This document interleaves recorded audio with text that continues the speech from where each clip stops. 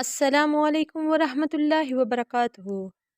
زبان کو شکوے شکایت سے روک لو ورنہ حضرت ابو بکر صدیق رضی اللہ تعالی عنہ کا فرمان ہے، جس پر نصیحت اثر نہ کرے وہ جان لے کہ اس کا دل ایمان سے خالی ہے۔ زبان کو شکوے شکایت سے روکو، خوشی کی زندگی حاصل ہوگی۔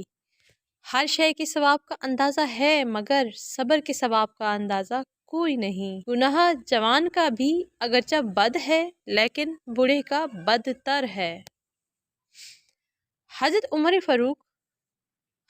عمر بن خطاب رضی اللہ تعالی عنہ کا فرمان ہے، جو شخص اپنا راز پوشیدہ رکھتا ہے وہ گویا اپنی سلامتی کو اپنے قبضے میں رکھتا ہے۔ جب تک انسان زبان کو پاک رکھتا ہے، حق کہتا ہے۔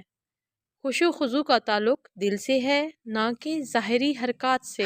اپنے گھر کی دیوار اتنی بلند نہ کرو کہ پڑوسی کی ہوا ہی رک جائے۔